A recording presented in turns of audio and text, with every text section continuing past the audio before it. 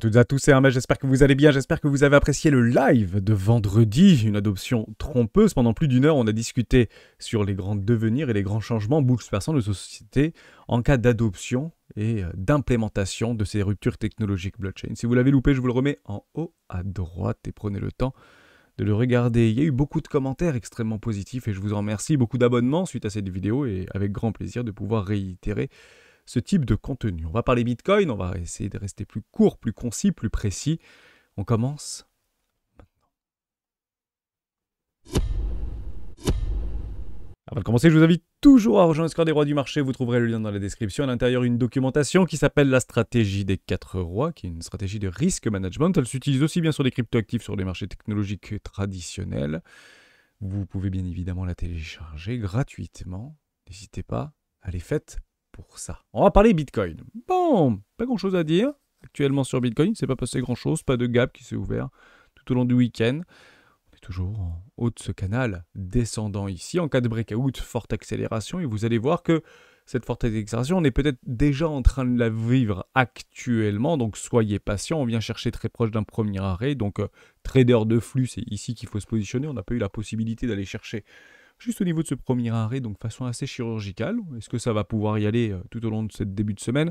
Sachant que tout au long de la semaine, il y aura d'importantes informations, notamment du côté US, avec beaucoup de parutions, notamment de chiffres, le PCE Core.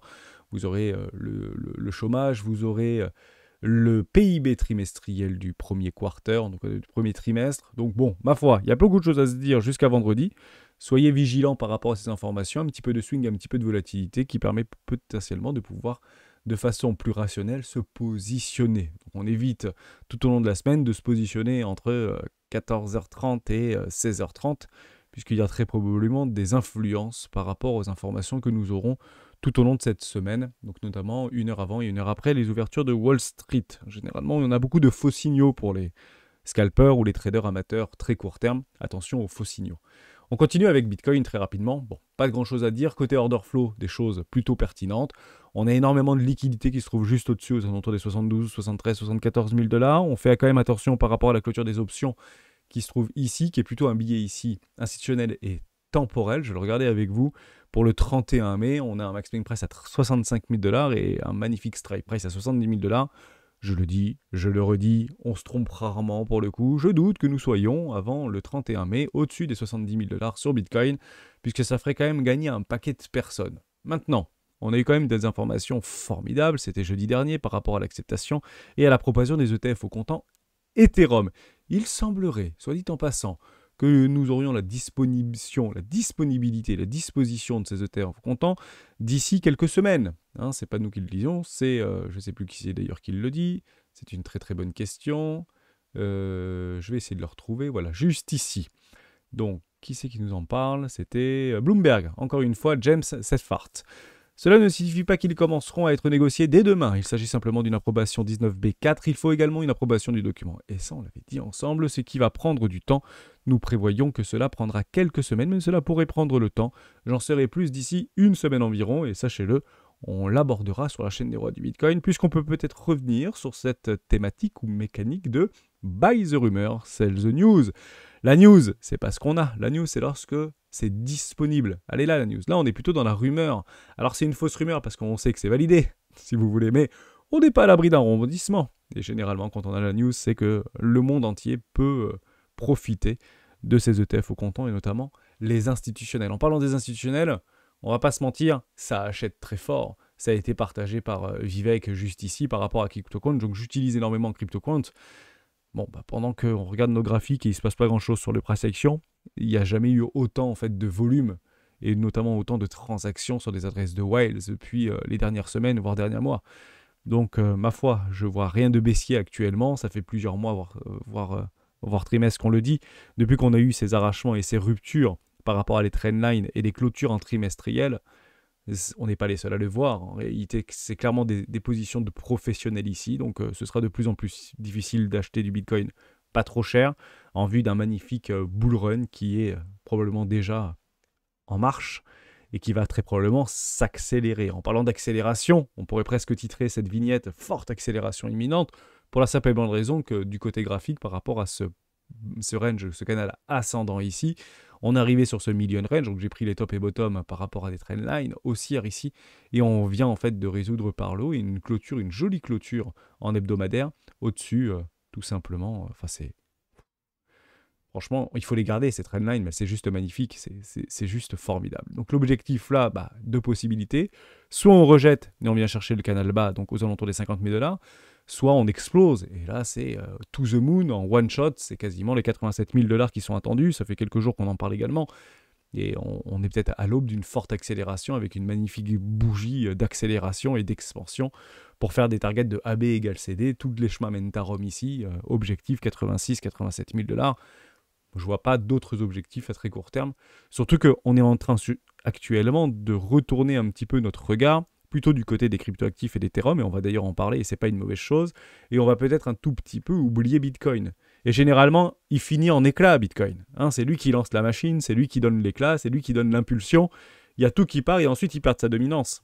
Et je pense qu'on n'est pas à l'abri de voir une forte accélération du côté de Bitcoin et une forme de latéralisation du côté des altcoins en vue de pouvoir retourner ça. L'objectif, c'est toujours le même, c'est de mettre un maximum de personnes du mauvais côté du trade. Et ça ne veut pas dire que c'est perdant systématiquement. On peut très bien essayer d'inciter les gens, la smart money même, des gros portefeuilles, à ne regarder que Bitcoin, et puis derrière, en fait, lancer le all season avec de la surperformance sur une toute petite fenêtre de tir et un tout petit espace-temps. Il faut le comprendre un petit peu comme ça. Généralement, la saison, c'est entre 6 et 9 mois, en fait. C'est extrêmement court. Et on parlait de ça, c'est Sailor. Je vous l'ai mis juste avant, je m'étais trompé de petite cartographie, mais je vous le redonne ici. Sailor, il y a 20 jours en arrière, il n'y aura pas de TF Ethereum. Ce sera considéré comme de la securities, arrêtez avec vos bêtises, full Bitcoin et maximalise Bitcoin. Bon, hier, c'était un petit peu différent, mauvaise nouvelle pour les puristes de Bitcoin. Sailor soutient les ETF Ethereum et d'ailleurs dit que ça pouvait donner un magnifique élan institutionnel du côté de la smart money vis-à-vis de l'ensemble de l'écosystème. L'objectif, c'est pas d'avoir raison, l'objectif c'est de gagner, qu'il soit bitcoiner maximaliste et qui nous explique que de toute manière il n'y aura pas de TF au comptant Ethereum et tout sera considéré comme de la securities et que du jour au lendemain il y a une espèce de flipping générationnel qui est assez violent émotionnellement mais qui n'a pas forcément d'impact très fort au niveau du price action puisque toujours actuellement entre deux bandes de range. Ma foi, c'est très intéressant de pouvoir changer un petit peu son fusil d'épaule, on peut se tromper, c'est pas du tout un problème et il est loin d'être perdant depuis qu'il a commencé à holder dans sa perte pendant tant de temps son Bitcoin. Aujourd'hui, c'est plusieurs milliards de dollars de plus-value non réalisée du côté de Sailor. Donc, encore une fois, bravo à lui. Je continue avec une petite chose en parlant un petit peu de l'écosystème relativement élargi. C'est Binance qui sonne la petite sonnette d'alarme par rapport à des projets qui sont sur la sellette. On peut parler ici en dérive. Notamment par rapport à deux choses. La première, c'est que ce sera de plus en plus difficile pour des petits projets peu capitalisés de pouvoir apparaître sur des gros échangeurs centralisés. Ça, c'est la première chose. Donc, difficile pour nous par rapport à cette multiplication du nombre de projets qui ne cesse d'augmenter de façon exponentielle, de pouvoir espérer, tôt ou tard, une forme de listing sur des gros échangeurs, alors qu'on nous le promet. Lorsqu'on fait des ICO, l'objectif, c'est dans le Big Four, on est en discussion avec Bybit, avec BitGate, avec Binance. La question, c'est combien tu prends par rapport à ton ICO et à l'argent levé vis-à-vis de ta communauté pour pouvoir mettre à disposition et à lister ton token sur ce type d'échangeur.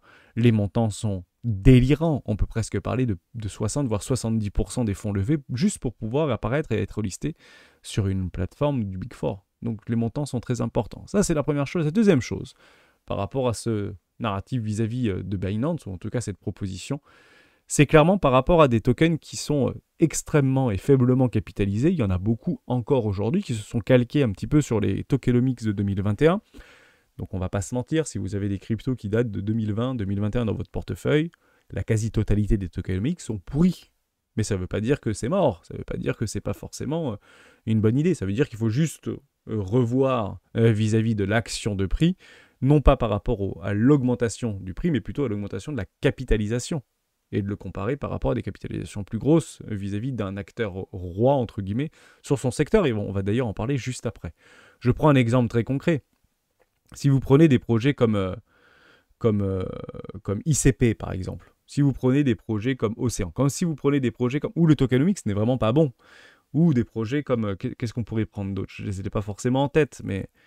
Ou XRP, par exemple, d'aller chercher des capitalisations un petit peu à l'image de ce qu'ils avaient vu vis-à-vis de 2020, ou 2021 par rapport à le précédent alt season, bah, partie que l'action de prix, ce ne sera pas du x10 ou du x20. L'action de prix, ce sera peut-être du x2 ou du x3 pour une capitalisation équivalente. C'est exactement d'ailleurs ce qui se passe vis-à-vis de Solana.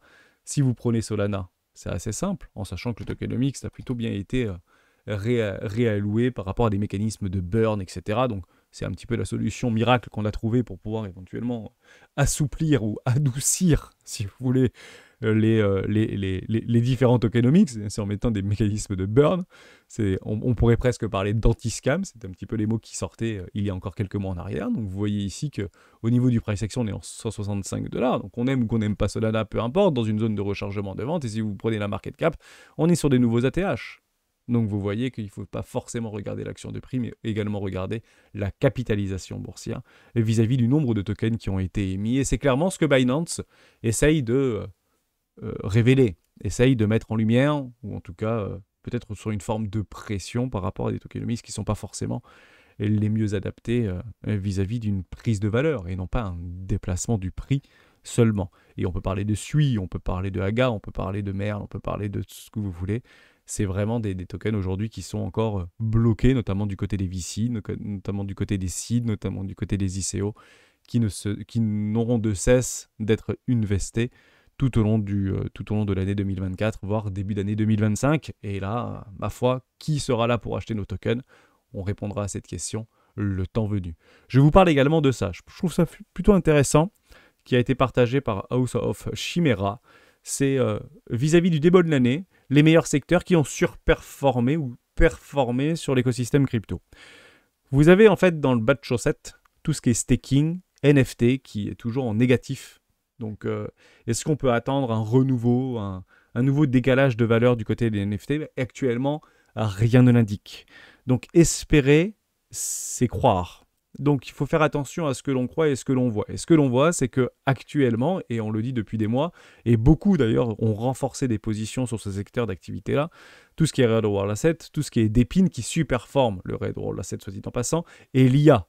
Aujourd'hui, on peut se dire une phrase assez simple. C'est aller trop vite, trop haut, avec trop de flux, donc ça ne peut que baisser pour pouvoir rééquilibrer l'ensemble du secteur ou l'ensemble de l'écosystème. Eh bien, c'est faux. En fait, les capitaux vont chercher du momentum. Les capitaux vont aller là où ça fonctionne. On ne cherche pas forcément parce que c'est allé trop haut, donc ça ne peut pas aller plus haut, donc je vais aller voir du côté de la GameFi, du côté des NFT, ou du côté du staking, ou du côté de autre chose, ou des échangeurs centralisés, ou des smart contracts, que peu importe, parce que ça a sous-performé par rapport au début de l'année. Ça n'a rien à voir. Donc suivez l'argent, suivez les flux, et surtout jouez vos conditions. Donc si aujourd'hui, de façon rationnelle, je devais diriger une partie de la communauté à réfléchir à des narratifs ou à des secteurs d'activité, il n'y en a pas 36. C'est Bitcoin écosystème, on en a déjà parlé notamment du côté de l'émergence des BRC20 et des RUNS. On peut regarder du côté des RWA, du Depin et de l'IA. Maintenant, si on a cette volonté forte de vouloir coûte que coûte superformer le marché sur quelque chose qui aujourd'hui est sous les radars, mais avec une potentialité de développement et de déplacement de valeur vis-à-vis de l'adoption. Parce que c'est ça qu'on joue en tant qu'investisseur, pas en tant que trader. On va jouer le long terme et un cycle entier. À ce moment-là, je vous dirigerai du côté du social et du gaming, la social fi et la GameFi. Pourquoi? Parce qu'actuellement, on est en positif, on voit qu'on est en train d'essayer de tenter quelque chose d'un point de vue communication, avec de plus en plus de projets qui essayent de révolutionner ce secteur-là, d'apporter des business models plus ou moins viables, et c'est plutôt de ce côté-là, en tant qu'investisseur, qu'on pourrait y réfléchir.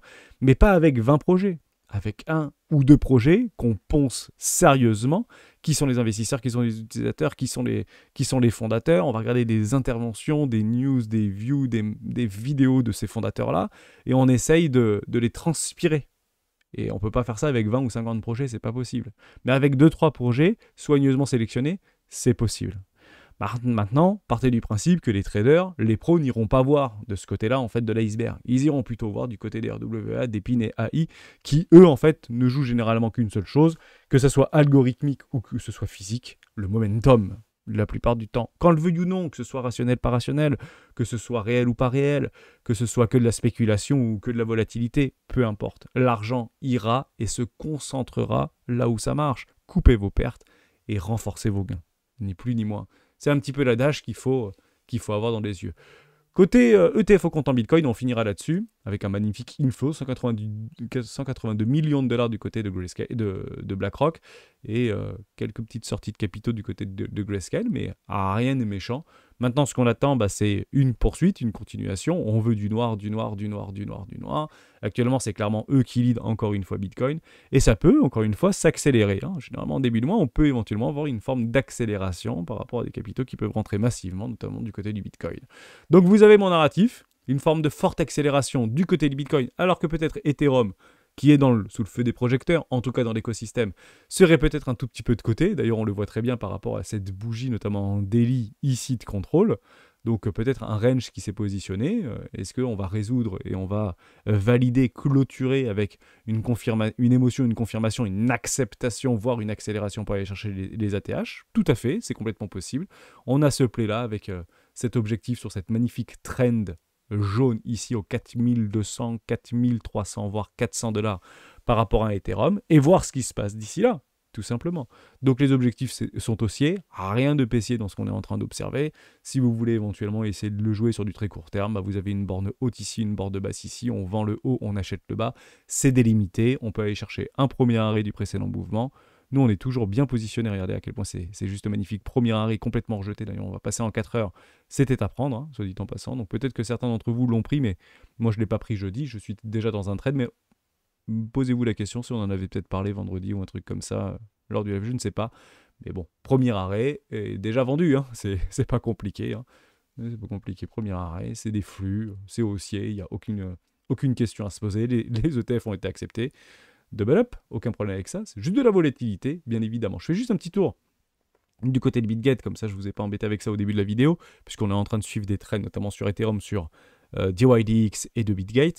Vous pouvez me rejoindre également et rejoindre la communauté des rois à participer au King Cut Global Invitational. C'est juste formidable par rapport à un tournoi en équipe du côté du trading amateur futur sur BitGet. Donc actuellement on est une quinzaine.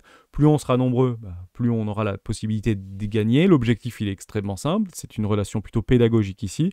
J'ai bloqué intentionnellement à que 100 dollars, je n'ai pas demandé plus. L'idée c'est pas de gagner des milliers et des cents, l'objectif c'est d'essayer de construire un setup viable qu'on peut répéter un maximum de fois dans le temps, tout au long du cycle, plutôt à la hausse ici, sans pour autant prendre à contre-tendance. Donc j'espère que vous serez nombreux à vous inscrire, et puis on le partagera directement sur le Discord des rois du marché, dans un salon dédié qu'on a déjà créé. Donc n'hésitez pas à faire ça. Également, vous avez 2 petits trades qui sont en cours, c'est juste formidable de l'observer. Côté de BitGet, on est à 3,7 $. C'est ça qu'on regarde actuellement au niveau des taux de financement entre DYDX et BitGet ou d'autres échangeurs. Ils sont très proches. Donc lorsqu'on dit qu'on a des taux de financement les plus faibles du marché, un taux de chiffrage le plus faible du marché, notamment sur BitGet, c'est la réalité. Actuellement, je suis à 3,7. On est à peu près à 10 centimes tous les 8 heures. Donc ça fait grosso modo entre 25 et 30 centimes de frais de financement sur une position à 250 $, levier x3.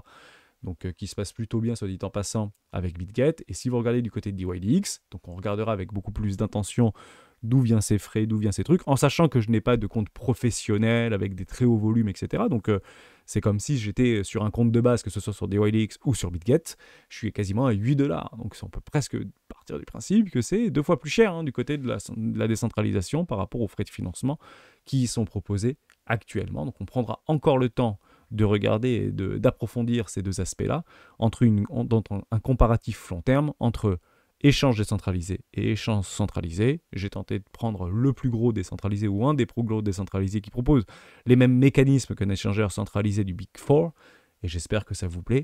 On se retrouve demain dans une prochaine vidéo des rois du Bitcoin.